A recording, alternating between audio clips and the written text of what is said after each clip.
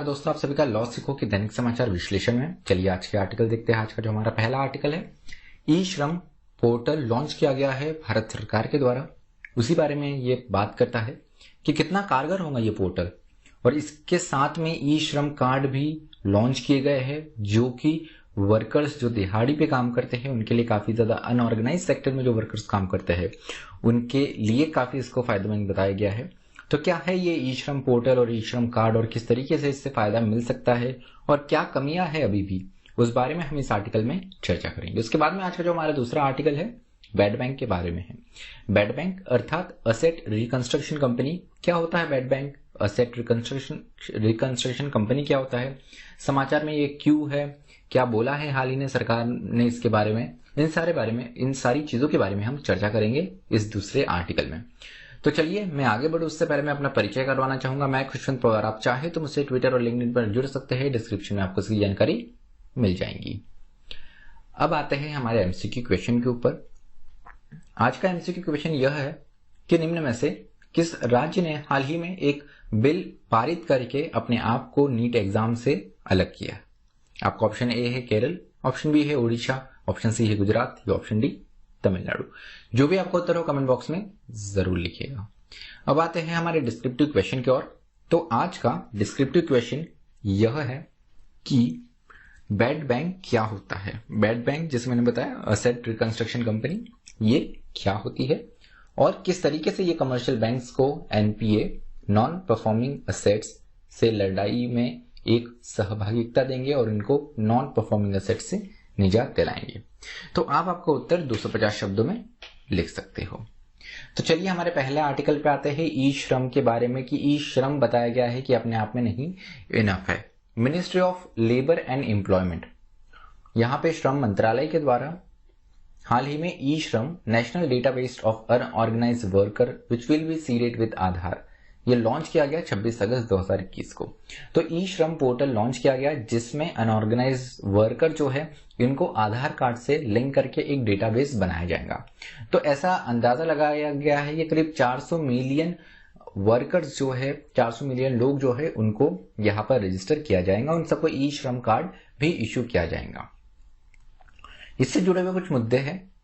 सबसे पहली तो बात यह है कि आप 400 मिलियन लोगों को रजिस्टर करना ये अपने आप में कोई इजी टास्क नहीं है बिल्कुल।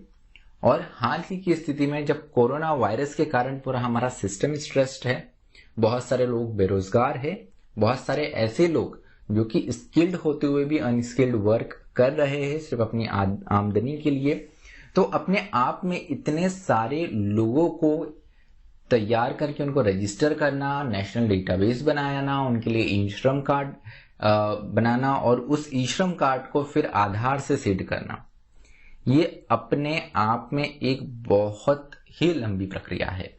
तो सबसे पहले ये एक समस्या इससे जुड़ी हुई बताई गई। दूसरी है डेटा सिक्योरिटी।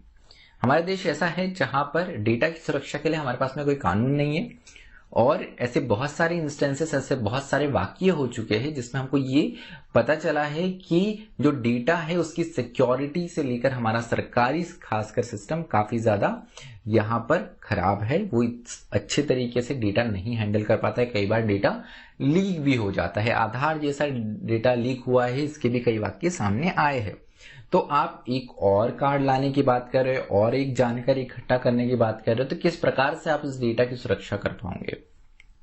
उसके अलावा यहाँ पे गवर्नमेंट ने ये भी कहा कि जो स्मॉल एम्प्लॉयर्स है वो अगर अपने वर्कर्स को रजिस्टर करते हैं तो सरकार उनको इंसेंटिव देंगी किसी न किसी तरीके का।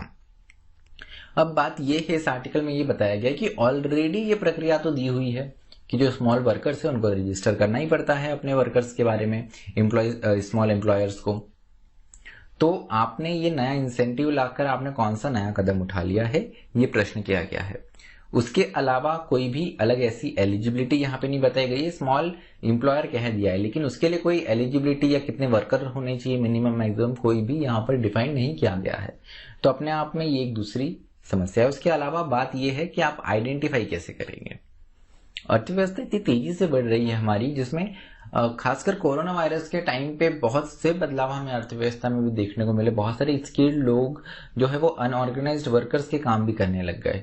एक नया तबका गिग वर्कर्स का भी तैयार हुआ है। गिग वर्कर्स में स्विगी, जोमेटो, ओला, उबर, उसके साथ में जो रिमोट वर्क करते हैं ये सब भी इसमें शामिल है। बहुत सारे फ्रीलांसर भी इसमें शामिल है। तो ये अनऑर्गेनाइज्ड और ऑर्गेनाइज्ड वर्क के दोनों के क्षेत्र में आता है। तो क्या आपने इसको ई श्रम जो डेटाबेस बनाने वाले हो आप, तो क्या आपने गिग वर्कर्स को इस और ध्यान रखा है कि इन्हें हम किस कैटेगरी में फिट करेंगे और क्या हम इनको लीगली वर्कर्स कह सकते हैं? क्योंकि ओला, उबर, स्विगी, जोमेटो पे जो डिलीवरी करने वाले व्यक्ति होते हैं ये अपने आप में अनऑर्गेनाइज क्षेत्र के वर्क के यहाँ पे हम इनको कामगार कह सकते हैं, वर्कर्स कह सकते हैं। तो इस ही चीज पर एक और मुद्दा ये उठाया है कि क्या आपका गिग वर्कर को आपने एड्रेस किया गया, आप किस प्रकार से अनऑर्गेनाइज वर्कर्स को आइडेंटिफाई करोगे, उनकी पहचान करोगे। उसके बाद में जो सबसे बड़ी समस्या है वो यह है कि जो हमारी सेंट्रल गवर्नमेंट है और जो हमारी स्टेट गवर्नमेंट है इनको साथ में आके काम करने की आवश्यकता है। क्योंकि अनऑर्गेनाइज्ड वर्कर जो है इनका मूवमेंट विभिन्न राज्यों में होता रहता है, इंटरस्टेट माइग्रेशन बहुत ही कॉमन है। तो यहाँ पे राज्यों और केंद्र को दोनों को साथ में मिलके आके बैठ के और यहाँ पर जो भी कल्याणकारी योजना, स्कीम, कार्यक्रम है ये साथ में लेने की आवश्यकता है। लेकिन स्टेट गवर्नमेंट और सेंट्रल गवर्नमेंट के बीच में हमें यह देखने को मिलता है कि यहाँ पे एक बहुत बड़ा गैप है। उसके अलावा करप्शन की भी एक और समस्या है जो कि हम रूल्ड आउट नहीं कर सकते हैं। तो ये कुछ मुद्दे हुए यहाँ पर। इन सारे मुद्दों पर प्रश्न उठाया है इस आर्टिकल ने कि ई श्रम पोर्टल या ई श्रम कार्ड जो अब लाने वाले हैं वो कितना कारगर है। चलिए दूसरे आर्टिकल पे आते हैं, बैड बैंक के बारे में। नाम सुन के लग रहा हूं ये क्या है बैड बैंक? बैड बैंक अर्थात होता है असेट रिकंस्ट्रक्शन कंपनी। तो हाल ही में समाचार में कैसे आया, कल के दिन हमारे देश की फाइनेंस मिनिस्टर, वित्त मंत्री निर्मला सीतारमण इन्होंने अनाउंस करा कि National Asset Reconstruction Company Limited NARCL इसे ऑलरेडी रजिस्टर कर दिया गया है अंडर कंपनीज एक्ट, और Indian Debt Resolution Company Limited भी यहाँ पर एक और असेट रिकंस्ट्रक्शन कंपनी, एक और बैड बैंक आने वाला है। अब इस बैड बैंक का काम क्या होता है वो हम समझने के पहले आज के हमारे बैंक्स की स्थिति जान लेते हैं। हमारे देश में बार बार हमें समाचारों में, समाचार पत्रों में सुनने को मिलता है कि एनपीए बढ़ गया। एनपीए अर्थात नॉन परफॉर्मिंग एसेट बढ़ गया। क्या होता है ये एनपीए और क्यों बैंक को इससे इतनी हानि है? तो अगर हम बैंकिंग प्रोसेस को देखें तो बैंकिंग किस प्रकार से चलती है। एक बैंक पैसे उधार देती है और उधार लेती है। उधार किस प्रकार से लेती है? जैसे आपके बैंक में बैंक अकाउंट है, आपके फिक्स डिपॉजिट है, आरडीज है, तो आप बैंक के पास में अपना पैसा देते हो और उस पैसे पे बैंक आपको कुछ इंटरेस्ट देता है, कुछ ऋण देता है।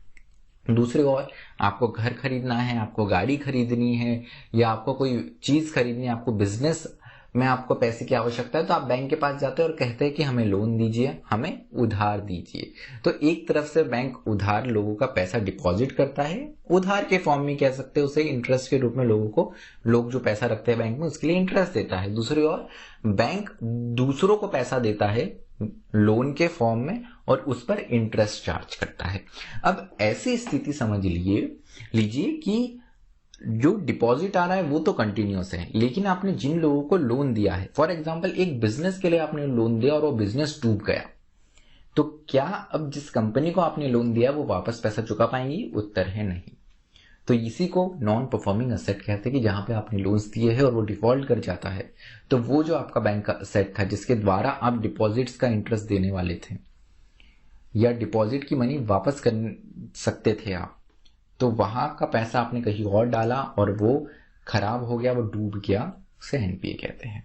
2008 से एनपीए की समस्या हमारे पब्लिक सेक्टर बैंक्स में बहुत ज्यादा बढ़ गई है और 2016 के बाद में तो ये अलार्मिंग रेट से बढ़ रही है। तो इसलिए आवश्यकता पड़ी कि एक ऐसा बैंक बनाया जाए जो कि इन पब्लिक सेक्टर बैंक्स का जो नॉन परफॉर्मिंग एसेट्स है इनको खरीद ले, इनको खरीद के फिर इनके मार्केट में बेचे। बैंक को इससे ये फायदा होगा कि उनकी बुक्स क्लियर हो जाएंगी, उनकी बुक में जो नॉन परफॉर्मिंग एसेट है, जो टॉक्सिक एसेट्स है, वो उनकी बुक से निकल जाएगा और ये चले जाएगा आपके असेट रिकंस्ट्रक्शन कंपनी के पास में।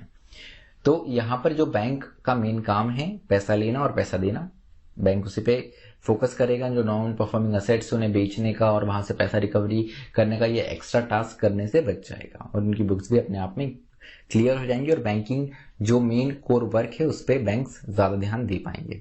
उसके साथ में यहाँ पे गवर्नमेंट ने ये भी अनाउंस करा है कि वो 30,600 करोड़ जो है वो गारंटी के रूप में प्रदान करेगी गवर्नमेंट, यहाँ पे ऐसा गारंटी।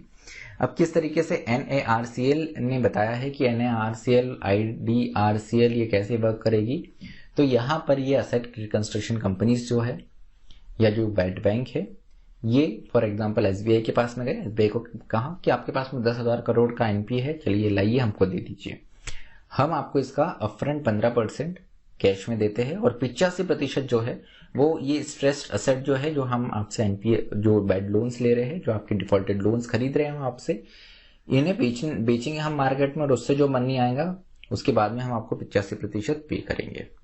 बैंक्स को फायदा ये हो गया, कमर्शियल बैंक्स को फायदा ये हो गया कि उनका जो टॉक्सिक असेट्स था, उनका जो डिफॉल्ट लोन था वो चला गया और वो अभी अपने कोर वर्क में ज्यादा ध्यान दे पाएंगे। अब एक और बात ये कही गई है कि असेट रिकंस्ट्रक्शन कंपनी के पहले NPS बढ़ता था, बैंक्स के पास में डिफॉल्ट होता था, तो बैंक क्या करते थे, तो पब्लिक सेक्टर बैंक की स्थिति में तो यहाँ पे सरकार आती थी और उन्हें बेल आउट करती थी, मतलब सरकार पैसा डालती थी उस बैंक में कि हमने यहाँ पे पैसा डाल दिया है, आपका अगर डिफॉल्ट हुआ है, आप लॉस में चल रहे हो, तो हम कोई बात नहीं है, हम यहाँ पे पैसा इन्वेस्ट करते हैं। अब ये बेल आउट कहाँ से जाएगा, ये सरकार देती है और सरकार के पास पैसा कैसे आता है, टैक्स पेयर से, हमारे और आपके जैसे नागरिकों के पास से। तो उसी प्रकार से ये टैक्स पेयर के पर्सपेक्टिव से क्या अच्छा है, इस प्रश्न का उत्तर है शायद नहीं, क्योंकि बेड बैंक जो डिफॉल्टेड लोन्स खरीद रहा है पब्लिक सेक्टर बैंक से, ये डिफॉल्ट लोन वो जब ले रहा है उसके बाद में 15% अपफ्रंट दे रहा है और उसके बाद में 85% वादा कर रहा है कि हम आपके बैड लोन्स मार्केट में बेच देंगे और उसके बाद में आपको 85% देंगे, 85% देंगे। लेकिन सवाल ये उठाया गया है, अगर वो 85% नहीं बिका तो फिर यहाँ पे गवर्नमेंट की जो 30,600 करोड़ की गारंटी है उसमें से पैसे लिया जाएंगे और सरकार ने ये जो इतना बड़ा गारंटी दिया है 30,600 करोड़ का, ये टैक्स पेयर की मनी से ही दिया है।